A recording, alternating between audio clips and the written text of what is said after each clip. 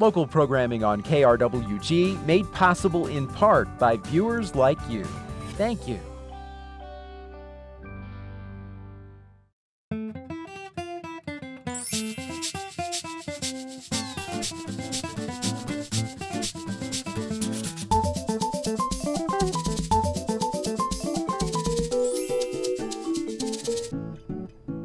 Hello and welcome to Fronteras at Changing America. I'm Anthony Moreno. Today we learn about the ENLACE program. It's a program that prepares students for college and community success. Here to join us is Dr. Federico Marquez and Dr. Christopher Adams, who both work with the program. Thank you both very much for joining us. Thank you for having us. Now, Dr. Marquez, you work at the program at the university level, and Dr. Adams, you work at the middle school and secondary level for the students. I'd like to know if you both could probably weigh in on this, on what the program is and how long it's been in existence. Sure. The ENLACE program, which is the acronym for Engaging Latino Communities for Education, was initially funded by the Kellogg Foundation back in the year 2000. There were 13 sites throughout the whole country. Up until 2006, where the Kellogg funding was depleted, we were picked up by the state legislature. Out of the 13 original sites, there were only about 3 or 4 sites, and 2 of them were in New Mexico, which was Las Cruces out of NMSU and out of Albuquerque. Since then, our sites have gone from 2 to 5. And that includes sites throughout the whole state, which includes Santa Fe, Albuquerque, Clovis, Farmington, and Las Cruces. So this is growing at both the university level and secondary and middle school level? That's correct. Mm-hmm. Okay. And here in southern New Mexico, at the Dr. Adams at the secondary and middle school level, right. How many schools is it involved with? Well, as Dr. Marquez was saying, we had, I think originally we were 3 schools here in Las Cruces. Mm-hmm. This past year, we added 3 new high schools, so we're currently working in 9 schools in the southern region. That includes all the high schools in Las Cruces High School, Mayfield, Oñate, Las Montañas Charter School, New America School, Centennial, and I missed one. Deming? Deming High School. Our 2 satellites are Deming and Ruidoso High School. Okay. And also La Academia Dolores Huerta is our only middle school that we're currently working with. Could you talk with us a little bit about how the process works to be accepted into the program? Mm-hmm. Sure. ENLACE has about 5 components to that, to the program. We term it the institutional pathway, where we believe that in order for kids to be successful, there has to be a good amount of parent involvement with their child in their education. In the middle school, there's a curriculum that was developed through Dr. Adams called the Si Se Puede curriculum, and then a curriculum in the high school level, which is the ENLACE curriculum. Once as students graduate, they transition to the university program, which is called the Éxito program, which is the Spanish term for success. And then one final component is students that have been participants in the ENLACE program also engage in leadership activities through a student organization called Latinos for Éxito. And Chris, I think you can elaborate a little bit more on on kind of what the process is. Well, I did have a question about that. To go through the program, I mean, do you have to start at the middle school level? Students can jump in at any point. And matter of fact, we had students that jumped in this past year just as seniors. They got part of the program, but this is the first year we also had students that had been in the program for about 4 years. And so as much as we'd like them to stay with us for a long time, but also back to how you get in, it's really open to any student, but usually word of mouth is the best advertising for us. We don't do a whole lot of promotion. Students usually refer the class to their friends, or they hear about it, students hear about it, and that's kind of how students come to us and enroll in the class. So, How you mentioned parent involvement. I mean, what are some of the things that you address with the parents right when they, want to involve their kids in this program? Yeah, one of the issues that we had always wanted to address is kind of is to get a clear definition of what parent involvement meant. I think historically and traditionally, the concept of parent involvement was parents participating in the PTAs and getting involved with the school activities, sort of thing. But there were other parents that didn't necessarily have to be on campus at the schools, but were involved at home with supporting their children and kind of what it meant for children to get a good education. I'll share some examples of some parents that have expressed how they were involved with their kids. One is through consejos, and consejos is letting students know that they have to work hard, that they have to pay attention to their teachers, that they have to do their homework, those sorts of things, where parent involvement didn't necessarily have to occur in the physical facility, but parent involvement also meant what kind of learning took place at the home. So our parent initiative began with a curriculum that was put together based on parents' perceptions of what parent involvement was. So our coordinator held a number of focus groups and asked parents what it was that they did in order for their child to have reached the 9th and 10th grade level of school. And the reason I allude to 9th and 10th grade is that is the highest dropout rate for our high school students, especially our Latina and Latino students. So we asked them, what is it that you do that students have reached this level of success and are going to graduate? And those are the kind of responses that they were giving us, by means of consejos, by means of encouragement, not necessarily being able to tutor them in math, but having resources familiar with resources as to where they could get that support. So we were able to get a small grant from the Bridge of Southern New Mexico, and with the parents' input, we were able to put together a curriculum around that sort of parent involvement. We were able to connect and partner with an organization out of Boston called Tech Goes Home, and this program used technology with parents that had never used a computer before, and how to basically use the internet, how to use the internet to be able to communicate with their teachers' parents, how to refer their kids to appropriate websites for tutoring in math or English or whatever area, how to send a simple email, how to connect with their principal, how to navigate the community resources. So for, I'd say, the last year and a half to 2 years, we've been able to work and train with about 60 parents on how to tutor and how to mentor their children, but also how to mentor other parents to be able to work with their children. What was unique about this program is that once parents completed the training course, they were provided with a free netbook, and parents, were excited that now they had an additional resource in how to support their children as they kind of work their way through the grades and through high school. So the program has been effective because we still see parents being engaged not only at the school, but at home through the use of technology.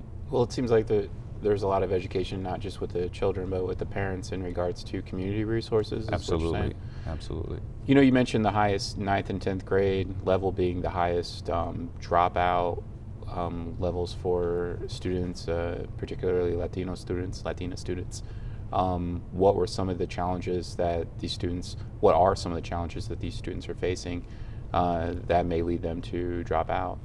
Well, I think we can name a few. I think you know, and the literature is abundant with the socioeconomic challenges.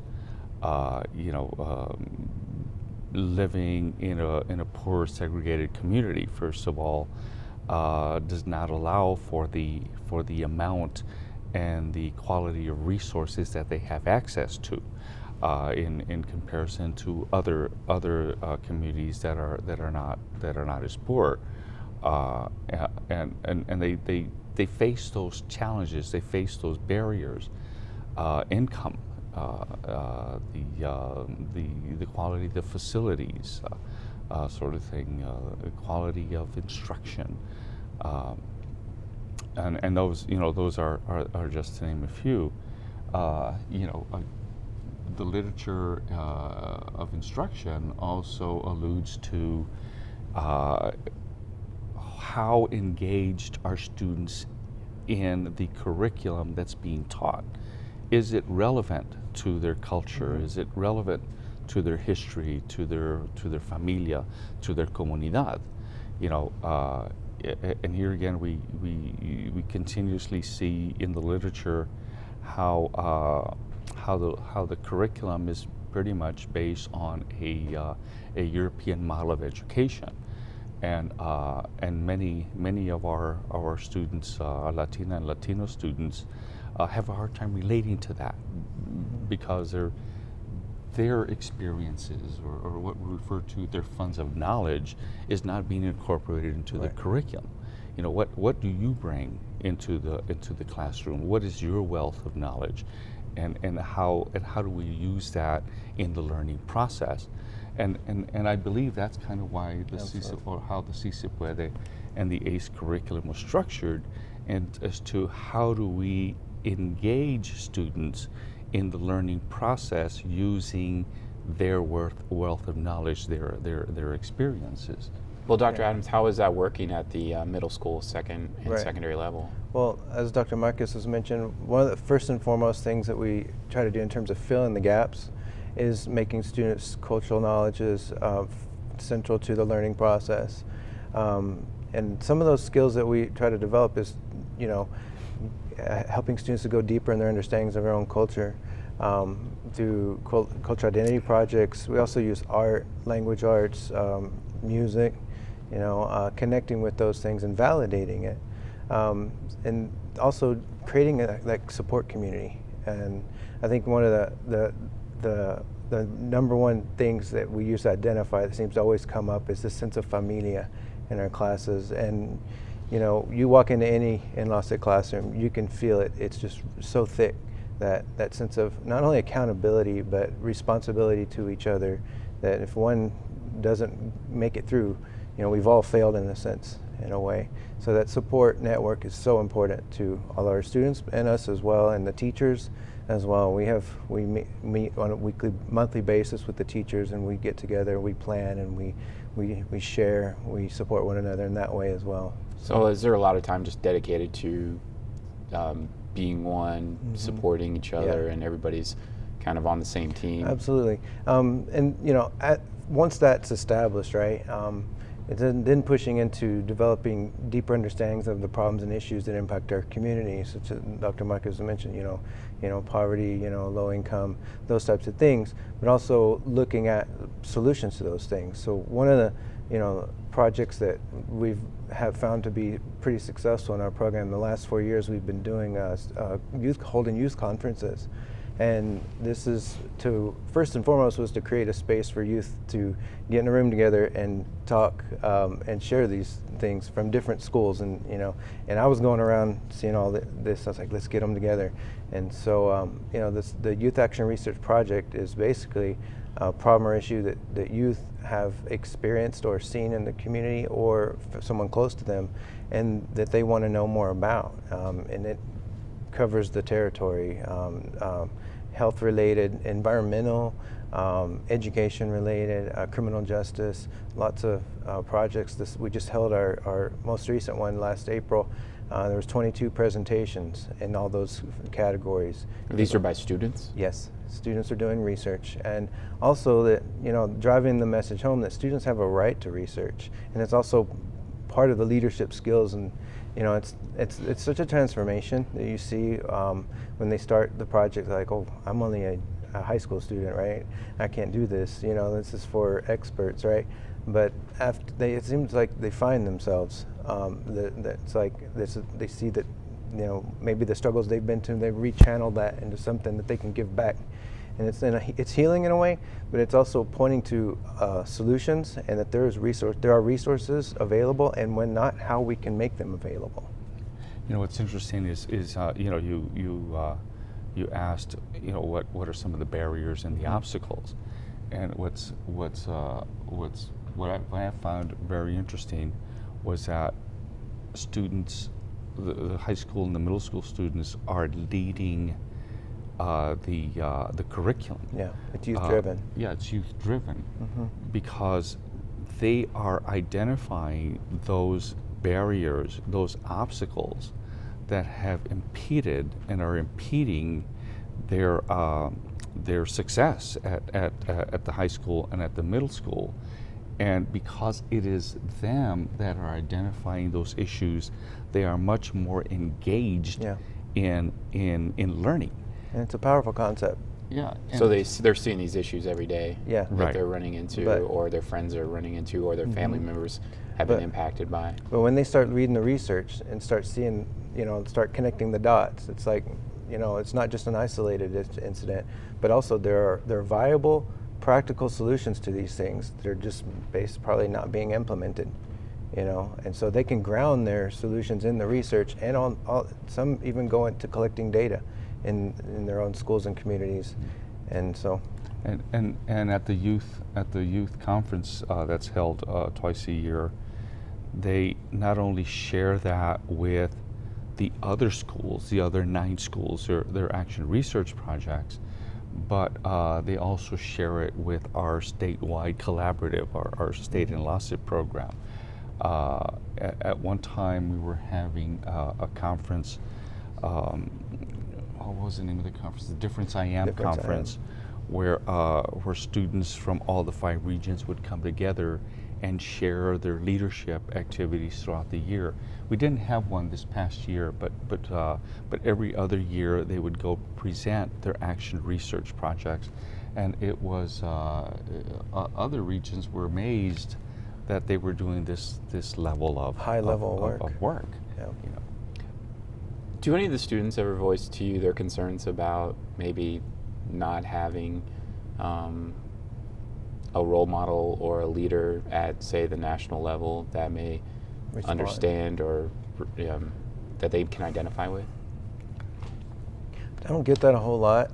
I think there's a sense of that to be a citizen is not just voting every 4 years. That's important, but we have a lot of work that we all can do each and every day. And I think youth are seeing, as much as they'd like to take their ideas and get them to local representatives, working locally is something that we're interested in doing, and sharing these ideas with their local representatives, and hopefully to the national level at some point as well. But I think it's validating that that more minorities are being promoted to positions, but at the same time, we have work to do here and at the local level, and youth, I think, need to be at those places of decision making, whether it's the local school board and state level or whatnot. Their voices are often the ones that are most excluded. Yeah. What I find interesting is those students that that do express who their leaders or their heroes or their sheroes are consistently refer to their parents.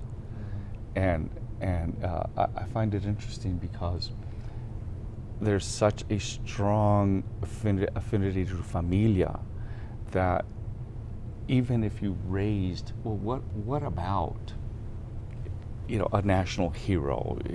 You'll say, well, yeah, they're all right, but my hero is my father, or my shero is my mother, you know, and it just, you can't seem to shake that affinity.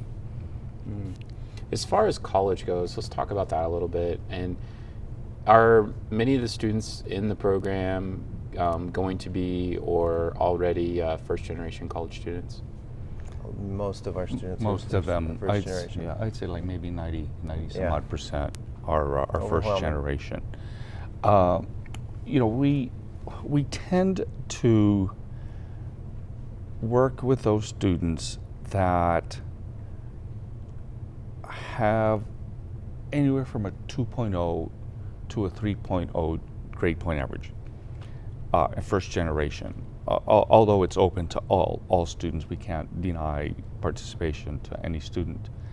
And the reason being is that, you know, I think that there is a potential there. There's a ganas there that they want to go to college. Keep in mind that our curriculums are based on a college-going culture. That's the whole intent of our curriculum is to create a college-going culture as early as possible in the middle schools, through our parent initiative, even at the elementary level. So those students that come in with a 2.0 and 3 to 3.0 are going to need some additional support. We think that those students with 3.5, 3.8, 4.0, you know, are going to be successful in spite of our intervention. But it's those students that are 2.0 to 3.0 first generation that we think are at higher risk of getting through high school, through especially the critical years, the 8th, 9th, and 10th grade level. Because once you get there, the probabilities of graduating become increasingly higher. So those are the students that we're wanting to target. I see. Now, I mean, it could be frustrating going to college or preparing to go to college, trying to fill out applications, financial aid. What are some of the things that you do that really go in depth to ensuring that the students understand the whole process? Well, the students that come from our high schools that we try to employ 9 to 10 students each year that come to college and have them go back and work, and we try to place them with where the school they graduate. It's not always possible with their schedule, but those students who've come to college, we place them back into the high schools, help work. They're a college student that's in the classroom with them at least a couple of times a week, but they're there to help them through that application, FAFSA, looking for scholarships and prepare them and filling out those applications. So. And I believe the CICIP within the ACE curriculum also have a number of topics and themes that deal with, for example, the benefits of going to college and not going to college, income levels, types of employment, you know, the career possibilities, you know, that sort of thing. That's built into the curriculum. And then another thing, early in the fall, about October, November, that's our first big gathering, actually. Last year we had like 170 students here to NMSU campus. So we do college visits, and for many of our students, even though they might have lived their whole lives here in Las Cruces, they've never set foot on the campus. So that kind of puts that bug in their ear, and that they start seeing it's like you belong here. This could be your future. Also visited other campuses. This is the first year we've done college visits here for, I forget, many years, but this is the first year we've gone out of state and off campus with this. In the fall, we also went to UNM and to Western, and in the spring, we took students to see University of Arizona and Arizona State University as well. Interesting. Now, I mean, there's one thing to prepare the students to go to college and get into college, be admitted, but there's another thing, I think, physically to prepare students to go to college, perhaps move away, move out into the dorms, or maybe a different community or city across the state or a different state. How is that challenge being met?